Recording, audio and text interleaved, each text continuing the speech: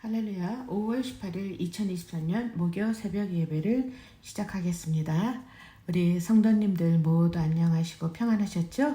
예, 오늘도 하나님의 말씀의 자리에 이렇게 나와서 피차 안에 은혜 받는 그런 시간이 됐으면 참 좋겠습니다.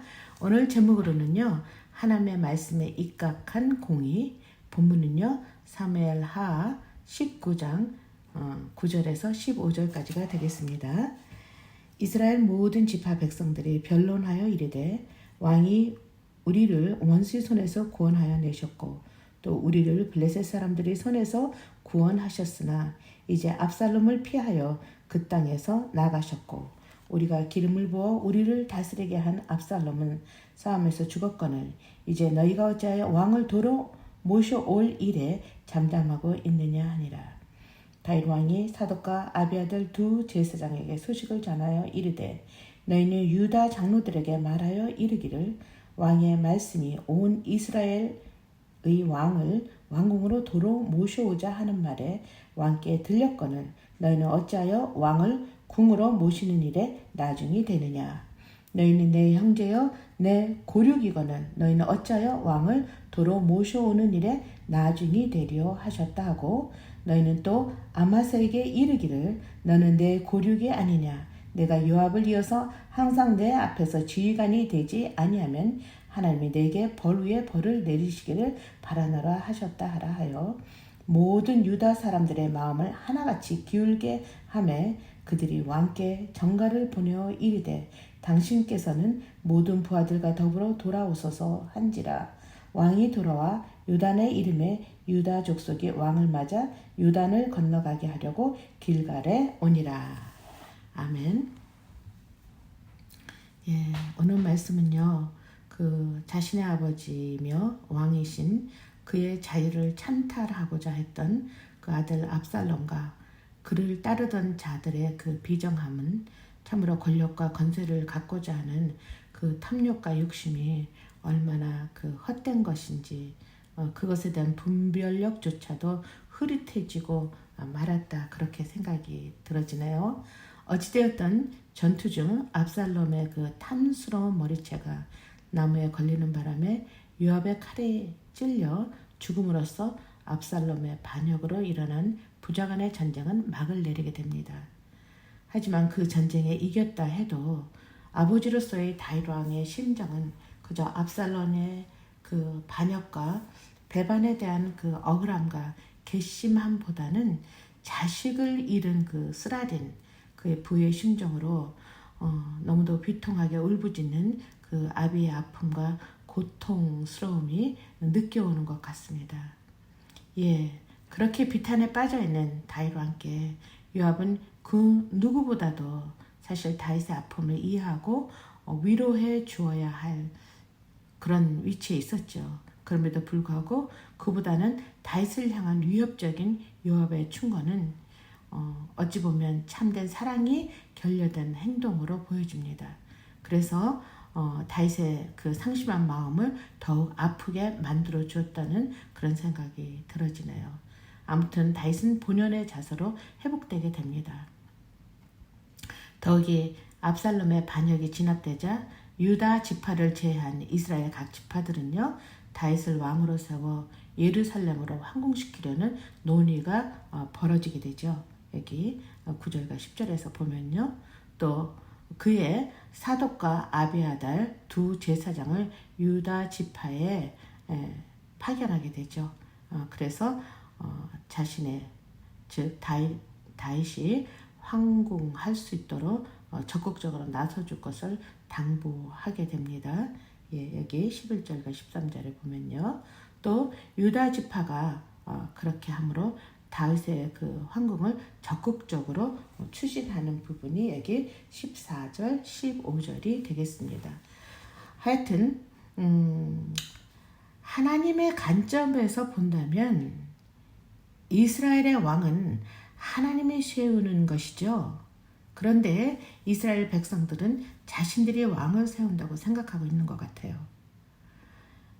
어쩌면 하나님께서 사무엘 선지자를 통해 기름을 부으시고 왕으로 뽑은 그 다윗 왕과 그의 왕자들의 그 권력 다툼 등 여러 가지 범죄로 인해 나라가 혼란하게 되자 백성들은 하나님이 이스라엘 왕이 되심을 잊고 있는 것 같아요.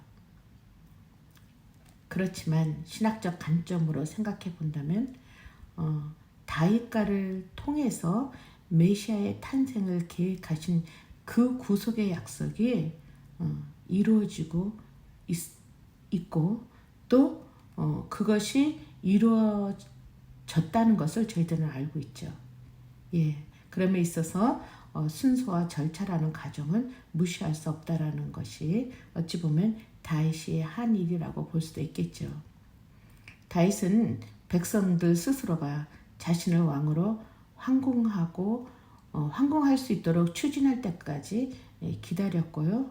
또 자신들의 범죄로 인한 하나님의 징계의 그 형태로서 그 백성들의 마음이 자신들에게서 많이 떠나 있었다라는 것을 다윗은 알고 있었던 것 같아요.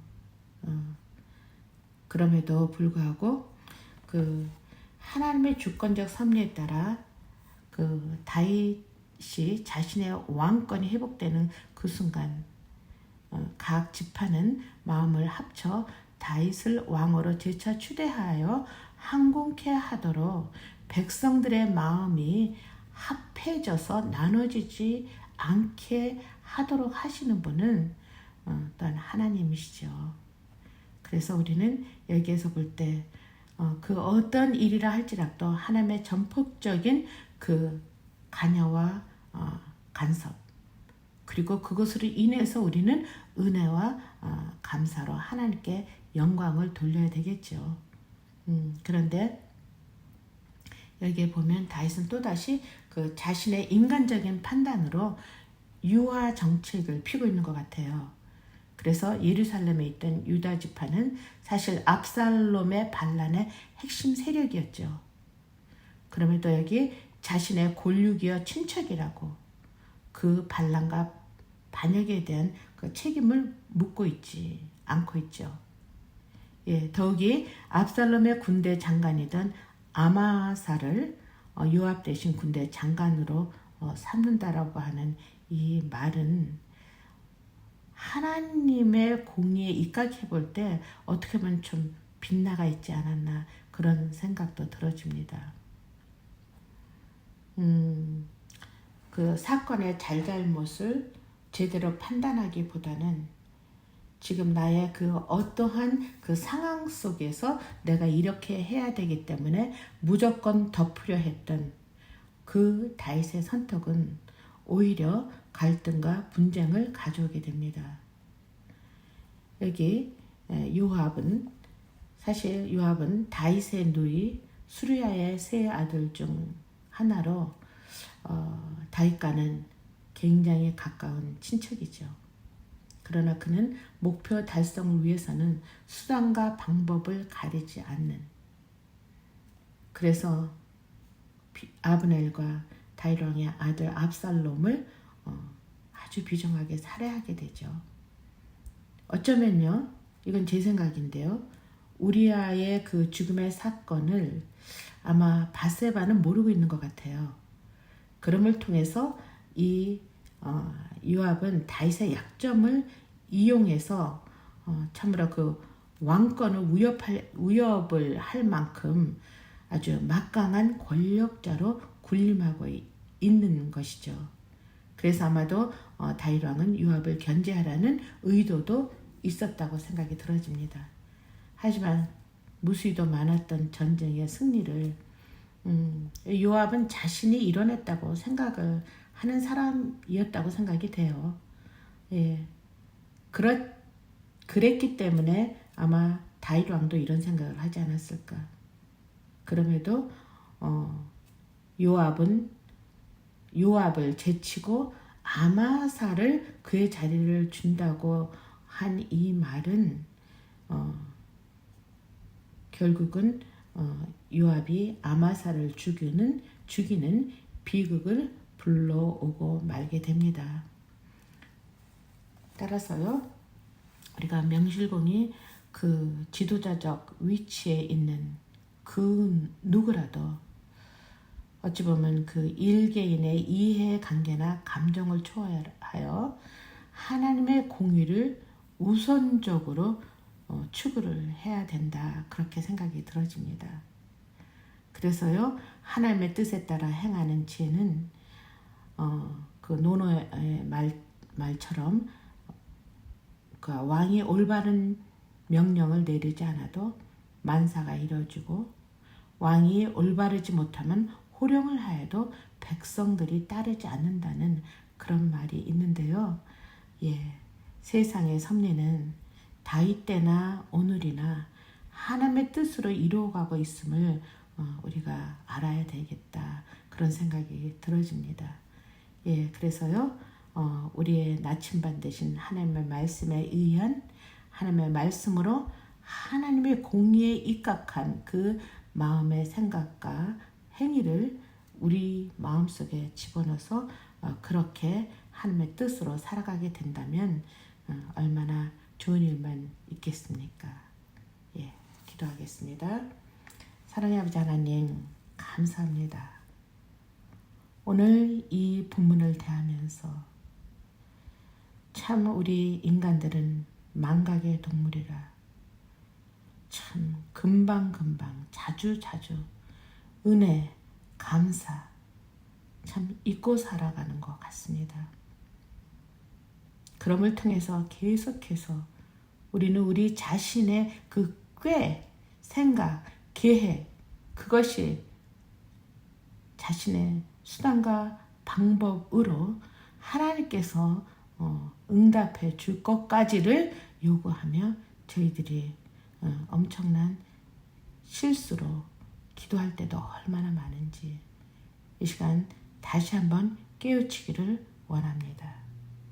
그 주님의 그 공의로운 판단 아래 저희들이 하나님의 말씀에 따라 살아가며 행동하는 그런 지혜를 아버지 하나님께서 저희들에게 주시고 늘 성령께서 함께하여 주셔서 하나님의 공의가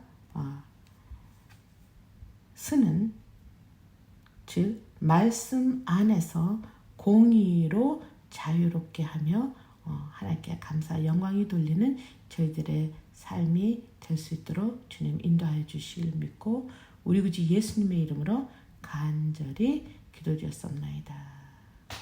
아멘.